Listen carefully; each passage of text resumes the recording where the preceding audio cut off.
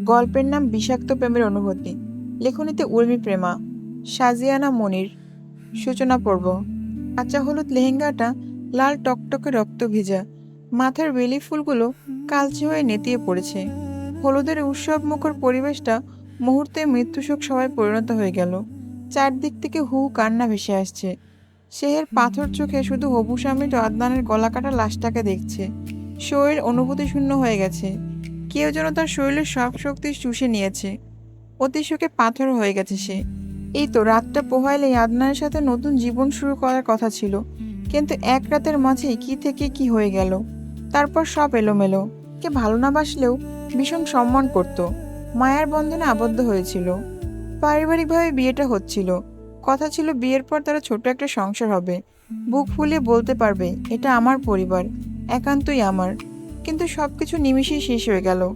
কিছুক্ষণ পূর্বে পাশের এক জঙ্গল থেকে পুলিশ আদনানের গলাকাটা লাশটা উদ্ধার করেছে।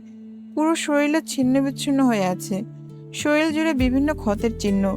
দেখে বোঝা যাচ্ছে খুনি খুব হিংস্রতার সাথে খুন করেছে। কে বা কারা করেছে, পুলিশের এই নিয়ে কোনো তথ্য মেলেনি। তাদের তদন্ত চলছে। লাশটা পোস্টমর্টমের জন্য নেওয়া হলো। সেহের নিজের শক্তিহীন শরীরটা নিয়ে টলতে টলতে কোনো রকম নিজের রুম পর্যন্ত পৌঁছলো। দরজা বন্ধ করে থপ করে নিচে বসে পড়ল। স্ত্রীর চোখ দুগ্ধ থেকে টপ টপ পানি পড়ছে। পুলিশ কোনো প্রমাণ না পেলেও সেহের জানে এই খুন কে করেছে। বাদামি চোখওয়ালা সেই রাক্ষসটাই আদনানকে খুন করেছে। হুট করে শেহরের ফোনে মেসেজের টোন বেজে ওঠে। শের কাঁপা কাঁপা হাতে ফোনটা হাতে নেয়, মেসেজ ওপেন করে। আমাকে পাওয়ার স্বপ্ন দেখেছে। মৃত্যু তো তার হওয়ারই ছিল। কি ভেবেছিলে লুকিয়ে বিয়ে করে নেবে আর আমি টেরও পাবো না? আমার অজান্তে আমার থেকে মুক্তি পেয়ে যাবে। সবকিছু এতই সহজ। 24 ঘন্টা তোমার উপর আমার চোখ রয়েছে, তোমার প্রত্যেক অ্যাক্টিভিটির উপর আমার নজর। তোমার কাছে যে আসবে তাকে এভাবেই শেষ হতে হবে। তুমি আমার, শুধুই আমার। এতটুকু পরে সিংহের ভয়ে চিৎকার দিয়ে ওঠে। ফোন ফ্লোরে ছুঁড়ে মারে। ফোনটা সাথে সাথে শূন্য বিচূর্ণ হয়ে ফ্লোরে ছড়িয়ে পড়ে। কে আপনি? কেন কেন আমার সাথে এমন করছেন? আমি মুক্তি চাই, আমাকে মুক্তি দিন। সে নিজের ঘরের জিনিসপত্র ভাঙচুর করছে, চিৎকার করে কান্না ভরা বিলাপ করছে। পাগল পাগল মনে হচ্ছে। নিজেকে আগুনে পোড়াতে পারলে ভালো হতো, অন্তত এই যন্ত্রণা থেকে মুক্তি পেত। আজ তার জন্য একজন নিষ্পাপ প্রাণ হারিয়েছে। ঘরের সবকিছু ভেঙে চুরে একসময় ক্লান্ত হয়ে মাটিতে বসে পড়ে। হাত পা কেটে রক্ত বের হচ্ছে। সেদিকে শেহরের কোনো খেয়াল নেই, বুক ফাটিয়ে কান্না করছে। এমন সময় পুরো বাড়ি অন্ধকার ঢেকে যায়। লোডশেডিং হয়েছে। হঠাৎ অন্ধকার রুমে কারো থমথমে পায়ের শব্দ শোনা যায়। শেহর থেমে যায়, ভীতু চোখে আশেপাশে তাকায়। কিছুই দেখা যাচ্ছে না। চারদিকে ঘুটঘুটে অন্ধকার। শব্দটা আস্তে আস্তে তার দিকে এগিয়ে আসছে। শেহের ভয়ে দেয়ালের সাথে মিশে যায়। হাঁটুতে মুখ গুজে গুটিসুটি মেরে বসে আছে। শরীর থরথর করে কাঁপছে। এমন সময় পাশ থেকে কেউ তার কাঁধে হাত রাখে। শেহের আচমকা ভয়ে কেঁপে ওঠে। কানের কাছে কারো শীতল আওয়াজ ভেসে আসে। শেহের শেহের ভয়ে কাঁপতে কাঁপতে মাথা ঘুরিয়ে পাশে ফিরে তাকায়। তারপর তারপর বিকট চিৎকার করে শেহের জেগে ওঠে। ভীতকর চোখ দুটো জলে ছলছল করছে। বড় বড় শ্বাস নিচ্ছে আর ফেলছে। ব্যাগ থেকে পানির বোতলটা বের করে পুরোটা পানি ঢকঢক করে গিলে নেয়। আবারও সেই ভয়ানক স্বপ্ন, সেই কালো রাত। হঠাৎ কিভাবে তার চোখ যা লেগে এসেছিল বুঝতে পারেনি। বেশ সময় নিয়ে সে নিজেকে শান্ত করে। আশেপাশে তাকাতেই দেখে ট্রেনের মানুষজন তার দিকে অবাক চোখে তাকিয়ে আছে। কেউ বা ঘুম ঘুম চোখে বিরক্ত দৃষ্টিতে। হয়তো পাগল ভাবছে। শেহরে ভীষণ লজ্জা লাগলো। জোরপূর্বক মুখের হাসির রেখা টেনে মোটা ফ্রেমের চশমাটা ঠিকভাবে চোখে লাগিয়ে নেয়। জানলার দিকে চোখ ফিরায়। আষাঢ় মাসের দ্বিতীয় দিন। গত রাতে ঘন বর্ষণ হয়েছে। জানলা এখনো বৃষ্টির পানিতে ভেজা। হয়তো খানিক পূর্বেই বৃষ্টি থেমেছে। আকাশ একদম স্বচ্ছ কাচের মতো পরিষ্কার। বাইরের শীতল বিশুদ্ধ হাওয়া ছুঁয়ে যাচ্ছে। ফজরের আজান শেষ হয়েছে অনেক সময়। মাত্রই ভোরের আলো ফুটেছে। শেহের ঘড়িটা দেখে নিল। 6টা বাজতে এখন 15 মিনিট বাকি। বুক ফুলিয়ে হতাশা ভরা শ্বাস ফেলল। ঢাকা পৌঁছতে এখনো 1.5 ঘন্টার পথ। গত রাতে চিটাগাং থেকে ঢাকার উদ্দেশ্যে রওনা হয়েছে। বসে থাকতে থাকতে তার কোমরের হাড় বেঁকে এসেছে। শেহের জানালায় মাথা ঠেকিয়ে বৃষ্টি স্নাত শীতল হাওয়ায় আবেশে চোখ বুজে নিল। অজানা এক ভয়ের তাড়নায় আজ নিজের জন্মস্থান ছেড়ে তাকে ঢাকা পাড়ি জমাতে হচ্ছে। এক সময়কার ভালোবাসার শহর চিটাগাং আজ তার জন্য বিষাদময় স্মৃতি। এই শহরে তার প্রিয়জনকে কেড়ে নিয়েছে। যেই শহরের গলিগুলো প্রিয়জনের কষ্টে ভরা আর্তনাদ গুনগুন করছে, সেই শহরে কি করে বাস করবে? পণ করেছে এই পথের পানে দ্বিতীয়বার ফিরেও চাইবে না। সৌন্দর্য ভালোবাসা মানুষের জন্য আশীর্বাদ হলেও শেহরের জন্য তা অভিশাপ। অতিরিক্ত কোনো কিছুই ভালো না, হোক তা ঘৃণা বা ভালোবাসা। শেহরের সৌন্দর্যের কারণে প্রেমিকের অভাব না হলেও পারিবারিক ভালোবাসার কমতি ছিল সর্বদাই। ছোট থেকে কখনো মামাস ডল বা পাপ্পাস প্রিন্সেস হয়ে ওঠা হয়নি। বাবা মায়ের পূর্ণ ভালোবাসা তার নসিবে মেলেনি। জন্মের পর বাবা অনেক আশা নিয়ে তার নাম দিয়েছিল শেহের, যার অর্থ সুন্দর সকাল। প্রত্যাশা রেখেছিল মেয়ে তার বৈবাহিক জীবনে কোলাহল অশান্তি নিধন করবে, মেঘ কালো অন্ধকার কাটিয়ে নতুন ভোরের আলো ছড়াবে। কিন্তু ঘটল ব্যতিক্রম। শেহের জন্মের পর তাদের মধ্যকার ঝঞ্ঝাট আরও বাড়ল। ঝগড়া ফ্যাসাদ দৈনন্দিন জীবনে রুটিন বাঁধা যোগ হলো।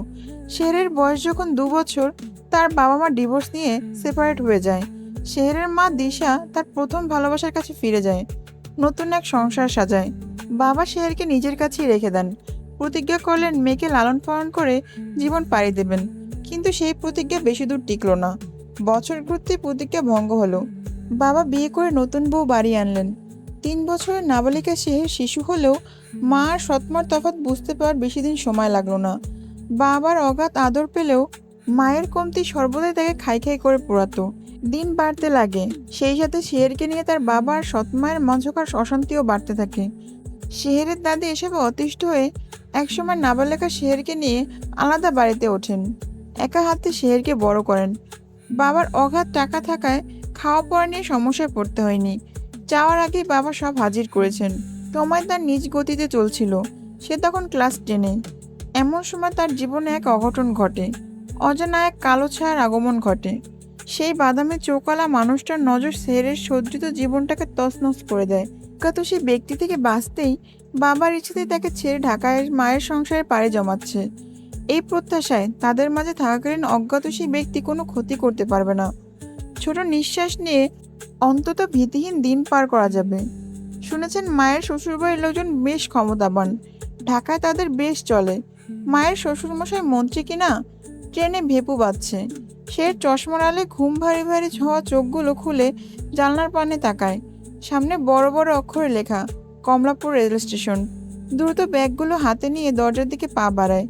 প্রত্যেক শহরের নির্দিষ্ট কিছু বৈশিষ্ট্যের সাথে নির্দিষ্ট কোনো গল্প থাকে। শহর বদলানোর সাথে সাথে সেই গল্পরা নতুন মোড় নেয়। শেহরের বিষাদময় জীবনে কি প্রেমময় ছন্দে সেজে উঠবে, নাকি কারো প্রেমে নেশার বিষাক্ত প্রেমে গ্রাস হবে? বুক ভরে দীর্ঘশ্বাস নিয়ে শেহর বগি থেকে নামে। গতরাতে ভারী বর্ষণের কারণে জানলার কাঁচ নিজের চিহ্ন ছেড়ে গেছে। বিন্দু বিন্দু পানিগুলো চুয়ে চুয়ে লম্বা রেখা টেনে পতিত হচ্ছে। বারান্দায় বিদেশিনী ফুল গাছগুলোর ওপর পরন্ত ছিঁড়া বৃষ্টিকণা মুক্তোর মতো চকচক করছে। সারা শহরে দিনের আলো ফুটলেও ঘরটাতে এখনো ঘোর অন্ধকারে ঢাকা।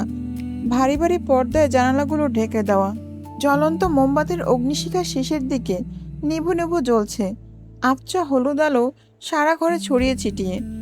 ঘরের দেয়ালে শেহরের হাজারো ভঙ্গিমায় তৈলচিত্রপূর্ণ, যেন কেউ সযত্নে নিজের হাতে এঁকেছেন। পিনপণ ও নিরাপত্তার মাঝে কোথাও বোর্ডে তুলি চালার আওয়াজ থমথম করছে। দক্ষিণের জানালার বিপরীতে পেন্টিং বোর্ডে কারো আবছা ছায়া পড়েছে। মানুষটার রঙে মাখা নিরলস হাত দুটি তুলি চেপে বোর্ডে চালছে। রক্তলাল নির্ঘুম চোখজোড়া কঠিন নেশায় ডুবে। পেন্টিং না যেন কোনো এক ভয়ানক নেশা। পেন্টিং বোর্ডে ভেজা শুভ্র শাড়ি লেপটানো শেহরের একপাশে ঘুরে তাকানোর তৈলচিত্র ভেসে আছে। মায়া মায়া বড় চোখ, বৃষ্টি স্নাত ঠোঁট, নির্বস্ত্র পিঠে কালো মেঘের ন্যায় লতানো চুল আধো ঢেকে। ঘাড়ের নিচ বরাবর গাঢ় কালো তিলটা স্পষ্ট ভেসে আছে। মেয়ে নয়, যেন কোনো আষাঢ়ের পরী। অজ্ঞাত ব্যক্তি পেন্টিং বোর্ডে হাত ছুঁয়ে মাতাল মাতাল আওয়াজে ফিসফিস করে বলে, আমার হুর। বাগানের ডানা ঝাপটানো প্রজাপতিটা শেহরের তৈলচিত্রের দিকে ছুটে চলেছে। এমন ফুলকে কে না ছুঁতে চাইবে? প্রত্যেক প্রাণী যে সৌন্দর্যের পূজারী। এ দেখে অজ্ঞাত মানুষটা চটে যায়। শেহরের ছবির দিকে বাড়ন্ত প্রজাপতিকে থাবা মেরে নিজের হাতের মুঠে পিষিয়ে মারে। পেন্টিংয়ের দিকে তাকিয়ে ক্রুদ্ধ স্বরে বলে, তোমার দিকে বাড়ন্ত প্রত্যেকটা জীবকে মরতে হবে, হোক সে মানুষ বা প্রাণী। এইভাবে পিষে মারব। তোমাকে স্পর্শ করার অধিকার একান্তই আমার, শুধু আমার, শুধুই আমার। ফোন বেজে ওঠে। অজ্ঞাত ব্যক্তির ভ্রুজোড়া কুঞ্চিত হয়ে আসে।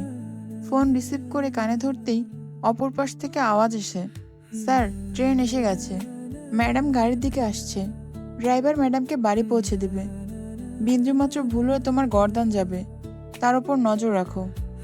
অপর পাশে মানুষটা যেন ভয়ে কাঁপল, থতমত গলায় বলল, জি স্যার। অজ্ঞাত ব্যক্তি ফোন রেখে এক চিলতে হাসলো। ওয়েল ডান হোর, আমার থেকে পালাতে আমার কাছেই নিজেকে ধরা দিচ্ছ।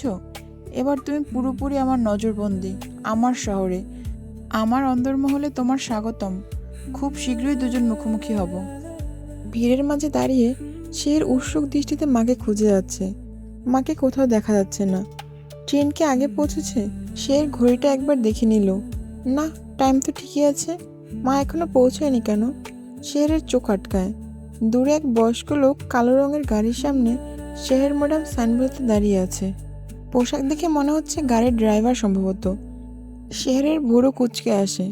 তবে কি মা গাড়িতে? ব্যাগগুলো হাতে তুলে শেহের দ্রুত পায়ে গাড়ির দিকে ছুটে যায়। টেকনোলজির যুগে সাইনবোর্ড হাতে দাঁড়িয়ে থাকতে দেখে শেহরের ভীষণ চমকায়। সেই সাথে তার পেট ফেটে হাসি পাচ্ছে। এমন কেউ করে নাকি? একগাল হেসে শেহের জিজ্ঞাসা করে, মা কি গাড়িতে? না ম্যাডাম, বড় ম্যাডাম শহরের বাইরে মিটিং আছে, আমাকে বলেছে আপনাকে রিসিভ করতে। নিমিষে শেহরের হাসি হাসি মুখ বুঝে যায়। ও, ছোট্ট করে মলিন স্বরে বলে, আজ মিটিং রাখার খুব প্রয়োজন ছিল কি? শেহরের থেকে মিটিং বড়? বুকে একরাশ অভিমান চেপে শেহর গাড়িতে উঠে বসে। তপ্ত অভিমানের চোখ জোড়া ছলছল করছে। গাড়ি নিজ গতিতে চলছে। ঘড়ির ছোট কাঁটা ৮-এর দিকে। শেহর জানলা খুলে দেয়। রাস্তাঘাট অনেকটাই ফাঁকা। ঘুমন্ত ঢাকা শহর মাত্রই আড়মোড়া ভাঙছে। ঢাকার রাজপথ আষাঢ়ে বৃষ্টিতে ভিজে শীতল বাতাসে দোলা বইছে। চোখ বন্ধ করে বাচ্চা বাচ্চা হাতটা জানালার বাইরে দিয়ে হাওয়া ছোঁয়ার মিছে চেষ্টা করছে। মা কি জিনিস শেহরের জানা নেই। শেষ ৬ বছর আগে মায়ের সাথে দেখা হয়েছিল। সেই ছিল মায়ের সাথে প্রথম সাক্ষাৎ। হয়তো মায়ের মনে তার জন্য মমতার অভাব, তাই তো এত অবহেলা। সে নিজেকে বেশ বেহায়া মনে হচ্ছে। যেতে যেয়ে কারোর সংসার বোঝা হচ্ছে। একবার ভাবলো গাড়ি থেকে নেমে অন্য কোথাও চলে যাবে, কিন্তু কোথায় যাবে? আদৌ কি কোনো পথ আছে? ঢাকায় বড় ফুপির বাড়ি। বাবার সাথে পুপুর জমি সংক্রান্ত ব্যাপারে দ্বন্দ্ব থাকায় সম্পর্কের মাঝে একটা গ্যাপ এসে গেছে। পুপুর বাড়িতে ওঠা যাবে না। তাছাড়া কি দরকার কাউকে শুধু শুধু ঝামেলায় ফেলার? পুপুর বিয়ের লায়ক মেয়ে আছে। সে এর জন্য যদি তাকে বিপদে পড়তে হয়। দাদির কথা আজ খুব মনে পড়ছে। গত ৬ মাস পূর্বে তিনি দুনিয়া ছেড়ে পরলোক গমন করেছেন। দাদি বেঁচে থাকলে শেহরকে এই দিন দেখতে হতো না। দাদিকে নিয়ে ঢাকা কোথাও উঠে যেত। মায়ের এক মেয়ে 2 যমজ ছেলে। মেয়েটা তার থেকে বছর 2 ছোট। নাম লিয়ানা। গত বছর লিয়ানার সাথে তেমন জমে ওঠেনি। লিয়ানার হয়তো শেহরকে খুব একটা পছন্দ নয়, তাই তো সবসময় এড়িয়ে চলতো। এবারও কি আগের বারের মতো এড়িয়ে যাবে, নাকি আপন করে নেবে? এই কয়েকটা বছরে তার মধ্যে পরিবর্তন এসেছে কি? ক্রমশ পথ কমছে, সে সাথে পাল্লা দিয়ে শেহরের ভয় বাড়ছে। বুকটা ধুকপুক করছে। রেজাল্ট পাওয়ার আগ মুহূর্তে যেমন উত্তেজনা হয়, এই মুহূর্তে তার বুকে ঠিক তেমন উত্তেজনা হচ্ছে। বেশ কিছুক্ষণ পর চোখ খুলে বুক চিরে নিঃশ্বাস নেয়। জানালার থুতনি থেকে দূর আকাশপানে চায়। পাখিরা নীল আকাশে ডানা ঝাপটাচ্ছে। সে পাখির দিকে তৃষ্ণার্ত চোখে তাকিয়ে থাকে। মনে ভীষণ ইচ্ছা জাগে, যদি পাখিদের মতো ডানা ঝাপটাতে পারত, তবে কতই না ভালো হতো। কারো অবহেলা সইতে হতো না। ডানা ঝাপটাতে ঝাপটাতে অনেক দূরে চলে যেত। শহরে ইট পাথরের পথ ছেড়ে গাড়ির চাকা উপশহরের দিকে পা বাড়াচ্ছে। শেহরের বুঝতে বাকি রইল না, তারা গন্তব্যের খুব নিকটে। গাড়ি থপথপে সাদা প্রাচীর সামনে থামে। নেম প্লেটে পেঁচানো গোটা গোটা অক্ষরে লেখা, তিলোত্তমা। বাড়ির এমন অদ্ভুত নাম দেখে শেহর আগের বারের মতো এবারও ভুরু কুঁচকে নেয়। এমন অদ্ভুত নাম দেওয়ার কারণ সে গতবার খুঁজে পায়নি। কেমন যেন শক্ত উচ্চারণ। এত পেঁচানো শক্ত শব্দ তার মোটেও পছন্দ নয়। নাক মুখ কুঁচকে সিটে হেলান দিয়ে বসে। দারোয়ান গেট খুলে দেয়। গাড়ির দরজা সদর দরজা মারিয়ে ভেতর দিকে ঢুকছে। বিস্তৃত এলাকা নিয়ে এই বাড়ি। ইন্ডিয়ান রাজবাড়িগুলো যেমন হয়, অনেকটা এমন। বাড়ি না যেন কোনো রাজপ্রাসাদ। ৬ বছর আগে যখন এসেছিল, তখন এই উঁচু সাদা প্রাচীরটা ছিল না। বাড়িটা অত সুন্দর ছিল না।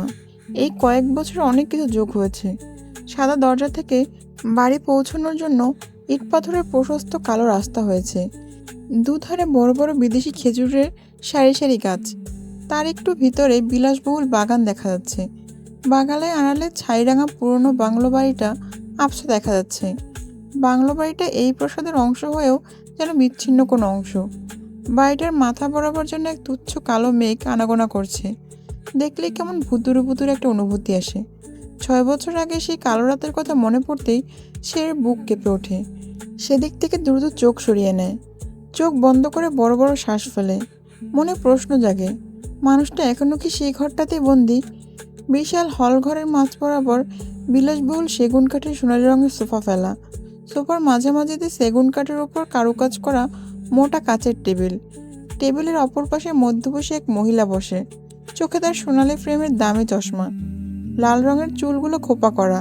মনে হচ্ছে বয়স ঢাকার জন্য সাদা চুলের ওপর মেহেদি রং করেছে। গায়ে হালকা বাদামি রঙের সুতির শাড়ি। চেহারার বয়সের ছাপ পড়লেও এখনো ভীষণ সুন্দরী। দেখে মনে হচ্ছে এই বাড়ির কর্ত্রী। মহিলাটি ভারী স্বরে জিজ্ঞাসা করলেন, তুমি নিশ্চয়ই শের? শের মাথা তুলে কাঁচুমাচু স্বরে উত্তর দিল, জি। বৃদ্ধ কুঞ্চিত ভুরু শটান হলো। গভীর চোখে শেহের দিকে তাকিয়ে বলে, আমি মিসেস মালিয়া খানম, লিয়ানার দাদি, এই বাড়ির কর্ত্রী। গতবার আপনার সাথে দেখা হয়নি। মায়ের কাছে শুনেছি চিকিৎসার তলবে দেশের বাইরে গিয়েছেন। আপনাকে দেখার অনেকদিন ইচ্ছে ছিল, আজ পূর্ণ হলো। শের হাসি হাসি মুখে বলল। মালিহার ঠোঁটে কোনো জোরপূর্বক হাসি এনে বললেন, এসেছো দেখে ভালো লাগলো। তোমার কথা যতটা শুনেছি তুমি তার থেকে অনেক বেশি সুন্দরী। শের লজ্জা পেয়ে সামান্য হাসলো। মালিহা আবার বলল, এই বাড়িতে থাকছো ভালো কথা, কিন্তু কারোর সাথে কোনো প্রকার সম্পর্ক করতে যেও না। মালিহার এমন কথায় শের বিস্মিত চোখে তাকায়। কথার অর্থ সে ঠিক বুঝতে পারেনি। প্রথম দেখায় এমন কথা বলার কারণ শেরের বোধগম্য হলো না। সে কিছু জিজ্ঞাসা করতে যাবে এমন সময় কারো ডাক ভেসে আসে। চোখ তুলে সিঁড়ির দিকে তাকায়। লম্বা রোগা এক তরুণী সিঁড়ি বেয়ে নামছে। চেহারার গড়ন লম্বাটে। গায়ের রং উজ্জ্বল না হলেও হালকা বাদামি। স্ট্রেট চুলগুলো সিঁড়ির ধাপে ধাপে ঝাঁকুনিতে নাচছে। এটাই কি লিয়ানা, তার মায়ের মেয়ে? 6 বছরের মেয়েটার চেহারা অনেক পরিবর্তন এসেছে। মোটাসোটা গোলগাল মেয়েটা সাপের মতো স্লিম হয়েছে। লিয়ানা শেরকে জড়িয়ে ধরে বলে, কখন থেকে তোমার জন্য অপেক্ষা করছি, আর তুমি এখন পৌঁছালে? গাড়ি পেতে দেরি হয়েছে। রাস্তায় কোনো সমস্যা হয়নি তো? না না, সব ঠিক ছিল। শের মুচকি এসে উত্তর দিল। লিয়ানা শেরের হাত টেনে বলে, অনেকটা পথ জার্নি করে এসেছো, ফ্রেশ হবে, রুমে চলো। এর মাথা দুলিয়ে সম্মতি দিল। লিয়ানার সাথে গল্প করতে করতে সিঁড়ি বেয়ে উপরে উঠল। কাজের লোক রুমের দরজা খুলে দিল। রুমে ঢুকতে শেরের চোখ কপালে। পুরো ঘরের লাইট পিঙ্ক আর হোয়াইট রঙে সজ্জিত। রুমের এক পাশে দেয়াল জুড়ে কাবার্ড, অন্য পাশে দেয়ালে থাক থাক করা শখানের পুতুলে সাজানো। তার সামনে হোয়াইট আর লাইট পিঙ্কের কম্বিনেশনে বড় এক ডিভাইনের বড় বড় স্টোন লাগানো। বিছানার সাথে বড় এক ড্রেসিং টেবিল। ঘরের সব ফার্নিচারই এরকমের ভারী কারুকাজ করা। সব কিছু একদম নতুন চকচকে ঝকঝকে। হয়তো রুমটা ইদানিংয়ে ডেকোরেশন করিয়েছে। সব কিছু শেরের মন মতো ডেকোরেট করা। কে করেছে? মা। নিশ্চয়ই মা করেছে। তা না হলে আর কে করবে? অন্য কারো শেরের পছন্দ সম্পর্কে এত জানার কথা না। মায়ের প্রতি অভিমানটা কিছুটা কমলো। লিয়ানা বলে, কিছু প্রয়োজন হলে এই ফোনটা কল করবে, সাথে সাথে নিচ থেকে কাজের লোক হাজির হবে। এটা তোমার রুম। এই বারান্দা, এই ঘর সব কিছু তোমার। ইভেন দোতলার এই পাশটা পুরোটাই তোমার দখলে। তোমার যা ইচ্ছে করতে পারো, শুধু ওই দিকটা ভুলেও যেও না। কেন? ওই দিকে কি ভূতের বসবাস? সে আর ভুরু নাচিয়ে মজার ছলে প্রশ্ন করলো। শেরের কথা লিয়ানা ফিক করে হাসে। ভূত না, তার চেয়েও ভয়ঙ্কর কারো বসবাস। ওইদিকে আরহাম ভাইয়ের রুম। আরহাম কে? তোমার কাজিন? হ্যাঁ, বড় চাচার ছেলে। ভীষণ রাগী, পুরো অ্যাংরি ইয়াং ম্যান। দাদাজান ছাড়া বাড়ির সবাই তাকে জমের মতো ভয় পায়। তুমি আসার আগে পুরো দোতলা তার দখলে ছিল। তার অনুমতি ছাড়া তার ঘরে প্রবেশ নিষিদ্ধ। তোমার চাচা চাচি কিছু বলে না? চাচা চাচি বেঁচে নেই। চাচি বিদেশিনী ছিলেন। অনেক বছর আগে এক অ্যাক্সিডেন্টে চাচা চাচির মৃত্যু হয়। ওহ সরি, শের মলিন স্বরে বলে। শান্ত পরিবেশ দেখে লিয়ানা মজার ছলে বলে, তুমি বরং ভাই থেকে সাবধানে থেকো। ভাইয়ের যা রাগ। তোমরা বিয়ে করিয়ে দিচ্ছ না কেন? ঘরে বউ আসলে রাগ এমনিতেই নেমে যাবে। ও বাপরে, বিয়ে আর আরাম ভাইয়ের? কে চাইবে নিজের পায়ে কুড়াল মারতে? তাকে কিছু বলার সাধ্যিকার? 4 বছর আগে দাদাজান একবার বিয়ের কথা তুলেছিলেন। আরাম ভাই জবাবে সোজাসুজি বলেছেন, তার বিয়ে নিয়ে কাউকে চিন্তা করতে হবে না, তার পছন্দের মেয়ে আছে, সে এখনো ছোট, সময় হলে আরহাম নিজেই বাড়িয়ে নিয়ে আসবেন। লিয়ানার কথায় সে বেশ চমকালো। কি মুখ করা মানুষের ভাই, নিজের বিয়ের কথা কি ওভাবে বলে? সে মনে মনে ঝটপট আরহাম নামক ব্যক্তিতে একটা প্রতিছবি তৈরি করে ফেলে। চেহারার বিশেষত্ব লম্বা উঁচু নাক, যেখানে 24 ঘন্টা নাক চড়ে থাকে। মনে মনে নামও ঠিক করে ফেলে, রাগী রাক্ষস। সে মনে মনে ঠিক করলো সে রাগী রাক্ষসটা চোখে পড়বে না। সে যখন বাড়ি থাকবে সে রুম থেকে বেরই হবে না। তাই লিয়ানাকে প্রশ্ন করে, তোমার আরাম ভাই ঠিক কোন সময় বাড়ি থাকে? কেন, সামনে পড়ার ভয় পাচ্ছ? মূলত ভাইয়ের বাড়ি ফেরার কোনো নির্দিষ্ট সময় নেই। কোনো কোনো দিন বাড়ি ফিরে, আবার কোনো কোনো দিন ফিরে না। বড় রাজনীতিবিদ কি না, সবকিছু তার হাতের মুঠোয়, ঘাড়ে হাজারো দায়িত্ব। ইলেকশন থেকে শুরু করে পার্টি অফিস, দাদাজানের সবটাই তিনি সামলান। তার উপর পারিবারিক ব্যবসা তো আছেই। বুঝতে পারছো কত ব্যস্ত মানুষ। সে মুখ গুমরা করে নেয়। এখন থেকে চোখ কান খোলা রেখে সাবধানে থাকতে হবে। কোনোভাবেই সে রাক্ষসটার সামনে পড়া যাবে না, একদমই না। লিয়ানা উৎসাহের সাথে শেহরের জিনিসপত্র গুছিয়ে দিচ্ছে। শেহর ভাবুক চোখে লিয়ানাকে দেখছে। লিয়ানা তা লক্ষ্য করে বলে, কি ভাবছো? ভাবছি আমার এখানে আসায় তোমার মন খারাপ হয়নি? মন খারাপ হবে কেন? এই যে তোমার আদরে ভাগ বসাতে আসলাম, তোমার হিংসে হয় না? তা কেন হবে? আমরা তো একই মায়ের সন্তান, আমাদের বাবা আলাদা, মা তো একই। তোমার জন্য হিংসা না, মন থেকে শুধু ভালোবাসা আসে। কত মিষ্টি মেয়ে তুমি। হ্যাঁ, তবে মাঝে মাঝে একটু জেলাসি হয়। তুমি দেখতে কি সুন্দর, একদম মায়ের মতো। না না, পুতুলের মতো। মায়ের চোখ ছোট ছোট হওয়ায় চেহারা চাকমা চাকমা একটা ভাব আসে, কিন্তু তোমার চোখ জোড়া বড় বড়, একদম পুতুলের মতো। আচ্ছা, তোমরা চিটাগাংয়ের সব মেয়েরাই কি এরকম সুন্দর? যেমন গায়ের রং তেমন সুন্দর তোমাদের গড়ন। খালাদের দেখো না, এখনো কতটা সুন্দরী। যেখানে মায়ের সাথে এতটা বছর সম্পর্ক ছিন্ন ছিল, সেখানে নানি বাড়ির সাথে আবার কিসের সম্পর্ক? আমি ওনাদের কাউকে কখনো দেখিনি। শের ম্লান স্বরে বলল। লিয়ানা কথা কাটাতে বলল, শোনো, আমি কিন্তু আপুটুপু বলতে পারবো না, শেহের বলেই ডাকবো, ঠিক আছে? আপু কেমন যেন ওল্ডিস ওল্ডিস মনে হয়। আর তুমিও আমাকে লিয়া বলেই ডেকো, কেমন? ঠিক আছে, বলে শেহরও এক চিলতে আসলো। সারাদিন বিশ্রাম করে কাটলো। লিয়া থেকে খবর মিলল মায়ের ফিরতে অনেক রাত হবে। সেই সাথে এটাও জানলো আজ বাড়িতে তার প্রতিবেশী রাগী রাক্ষস আসছে। পাশাপাশি থাকবে, প্রতিবেশী তো হবে, তাই না? সে সন্ধ্যা নামার সাথে সাথে ডিনার করে নিজের রুমে চলে এলো। ঘুমের বাহানা করে ঘর থেকে আর বের হলো না। বিকেল থেকে ইলিশুকুরি বৃষ্টি হচ্ছে। সে এক কানে হেডফোন গুঁজে রবীন্দ্রসঙ্গীত শুনছে। বারান্দার শীতল হাওয়া মন শরীর ছন্দে মেতে উঠছে। এমন সময় রুমের বাইরে কারোর পায়ের ঠকঠক আওয়াজ পায়। তার প্রতিবেশী এসেছে কি?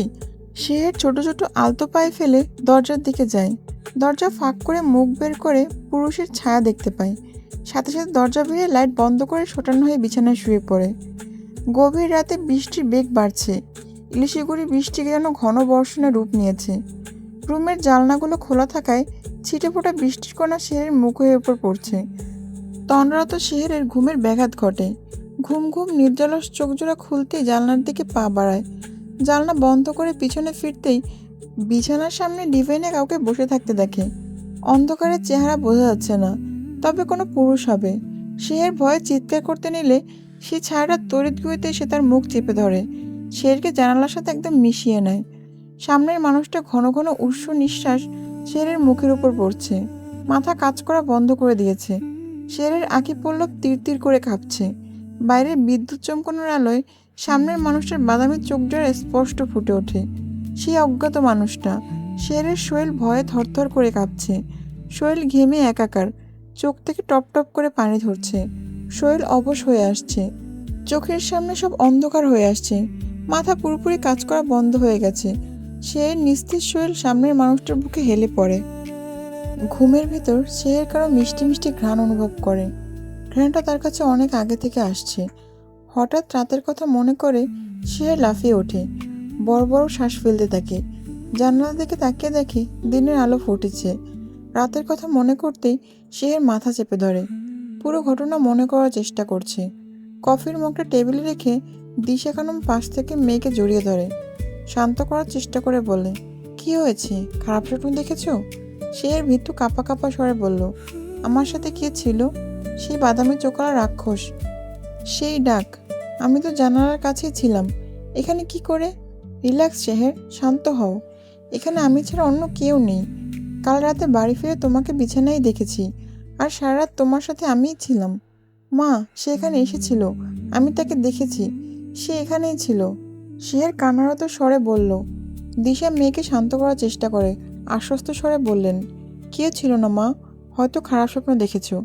দিশা মেয়েকে বুকে টেনে নিল। শেহের ধীরে ধীরে শান্ত হয়ে রাতের ঘটনা দুঃস্বপ্ন ভেবে ভুলে যায়। দিশা শেহেরের চুলে হাত বুলিয়ে দিতে দিতে বলল, ঘুম কেমন হলো? কোনো অসুবিধা হয়নি তো? হুট করে একটা মিটিং পড়ে, তাই ভোর সকালে বেরিয়ে যেতে হয়েছে। সরি বেটা, তোমাকে স্টেশনে রিসিভ করতে যেতে পারিনি। খুব ইচ্ছে ছিল, কিন্তু থাক মা, আফসোস করতে হবে না। এসব ছোটোখাটো অবহেলা আমার গায়ে শুয়ে গেছে। এসব নিয়ে এখন আর মন খারাপ হয় না। দিশা মুখ মলিন করে নিলেন। মেয়ের কথা স্পষ্ট অভিমানের ধাঁচ। মেয়ের কাছে সে বড্ড অপরাধী। দিশা মুখে হাসি টেনে বলল, এই ঘর তোমার পছন্দ হয়েছে? আমি রুমের থিম হোয়াইট আর লাইট ব্রাউন রাখতে চেয়েছিলাম, কিন্তু তার আগে আরাম পুরো দোতলা নিজের পছন্দ অনুযায়ী রিডেকোরেট করেছে। তোমার ভালো লেগেছে? এসব তুমি করোনি? না, আমি করার আগে আরাম নিজের রুমের সাথে সাথে পুরো দোতলা ডেকোরেট করেছে। তাছাড়া ডেকোরেশন সুন্দর ছিল, তাই কোনো কিছু চেঞ্জ আনেনি। মায়ের কথা শের ভুরু কুঞ্চিত হয়ে আসে। স্ট্রেঞ্জ, কোনো এক অজানা মানুষ কি করে তার পছন্দ এতটা আন্দাজ করতে পারলো? এটা কি শুধু কোইন্সিডেন্স, নাকি অন্য কিছু? মায়ের কথা শেরের ধ্যান ফিরে। দিশা কাবার্ড খুলে শেরের দৃষ্টি আকর্ষণ করে বলে, এই কাবার্ডে তোমার প্রয়োজনীয় সব কিছু রাখা আছে। প্রথম তাকে ড্রেস, দ্বিতীয়তে পার্স, পারফিউম, জুয়েলারি, আর শেষেটায় জুতো। আর ওই ড্রেসিং টেবিলে সব কিছু কসমেটিক্স রাখা আছে। যদিও আমার চাঁদের টুকরা মেয়ের কোনো কৃত্রিম সাজের প্রয়োজন নেই, হয়তো তোমার প্রয়োজন হতে পারে। এভাবে ইউজ থেকে আনিয়ে রেখেছি। শেহের মায়ের কথায় ম্লান হাসে। দিশা মেয়ের দিকে কফির মগ এগিয়ে তাড়া দিয়ে বলল, দ্রুত কফি শেষ করে রেডি হয়ে নিচে আসো। লিয়ার ভার্সিটিতে তোমার অ্যাডমিশন করিয়েছি, আজ থেকে ক্লাস করবে, কেমন? ঠিক আছে মা, শেহের মুচকি এসে বলল। মা বের হতেই শেহের বিছানা ছেড়ে ওয়াশরুমের দিকে পা বাড়ায়। আয়নার সামনে দাঁড়াতেই অদ্ভুতের এক অনুভূতি হয়। এই ড্রেসিং টেবিলে কিছু একটা আছে। একজোড়া ক্ষিপ্ত চোখে ভয়ানক দৃষ্টি। কেন যেন মনে হয় আয়নার ভিতর থেকে কেউ তাকে দেখছে। আয়নার অপর পারে কেউ একজন আছে, যার গভীর চোখ শেহেরকে গভীরতরভাবে পর্যবেক্ষণ করছে। কোনো এক অদৃশ্য শক্তি, যা তার চোখের সামনে থেকেও একদম অদেখা। রেডি হয়ে সিঁড়ির কাছে আসতেই শেরের চোখ আটকায় আরামের রুমের দিকে। মানুষের মন বরাবরই অবাধ্য। নিষিদ্ধ জিনিসের প্রতি মন সর্বদাই ব্যাকুল। এক টান টান আকর্ষণ ওই দিকটি অনুভব করে। শের আরামের রুমের দিকে কয়েক কদম পা বাড়িয়েও আবার পিছু পা হয়। কেন জানি অজানা ভয় তার ব্যাকুলিত মনকে বাধা দিচ্ছে। হলঘর থেকে মায়ের আওয়াজে শের কেঁপে ওঠে।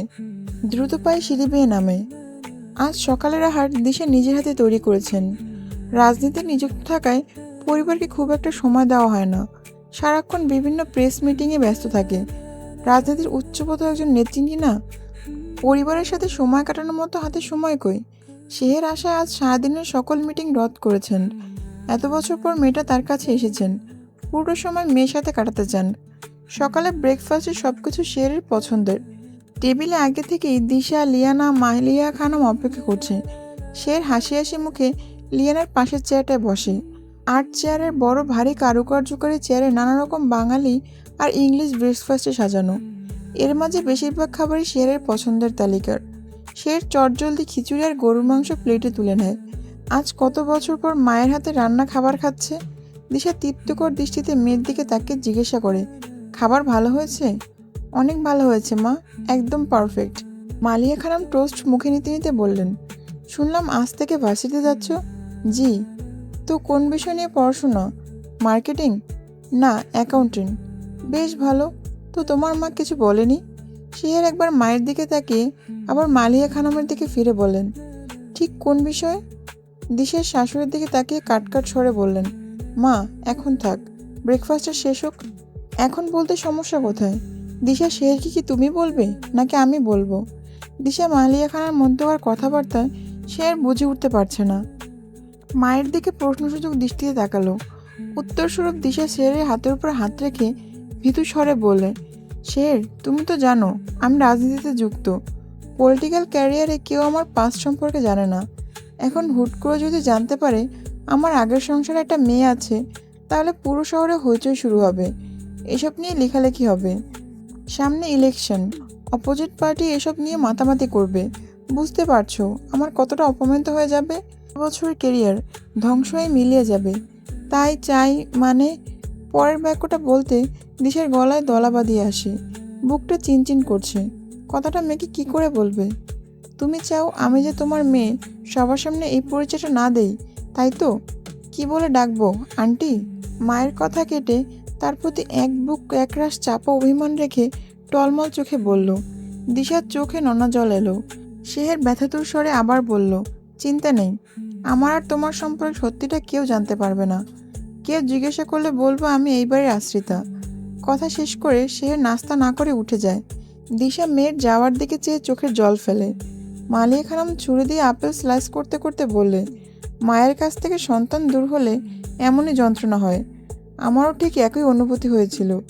দিশা শাশুড়ির দিকে ক্রুদ্ধ দৃষ্টি নিক্ষেপ করে নিজের রুমের দিকে পা বাড়ায়। শেহের লিয়ানা আলাদা আলাদা ডিপার্টমেন্টে। কোনো কারণে শেহের পড়াশোনা 1 বছরের গ্যাপ গেছে। পুরনো বন্ধুদের কথা ভীষণ মনে পড়ছে। ক্লাস মাত্রই শেষ হলো। লিয়ানার এখনও একটা ক্লাস বাকি। লাইব্রেরি থেকে কিছু প্রয়োজনীয় বই নিয়ে ক্যাম্পাস ঘুরে দেখছে। শুনেছে তার মাও এখানে পড়াশোনা করেছে। অনেক বছর পুরনো ভার্সিটি, কিন্তু চাকচিক্য দেখে তা বোঝা মুশকিল। ডিপার্টমেন্টের সামনে বড় কৃষ্ণচূড়া গাছটা পেরিয়ে সবুজ ঘাসের বিস্তীর্ণ পতিত জমিতে পা মারিয়েছে। চোখ বুলিয়ে চারদিক দেখছে। অনেক মাস পর আজ খোলা আকাশে প্রাণ খুলে শ্বাস নিচ্ছে। বেখেয়ালি শের নিজের মাঝে এতটাই ডুবে আছে যে আশেপাশে কোনো কিছু তার ধ্যান নেই। কারো মাতাল চোখে তীব্র নেশা বাড়ছে, কারো পাগলামো নিজের মাত্রা ছাড়িয়ে ভয়ঙ্কর রূপ নিচ্ছে।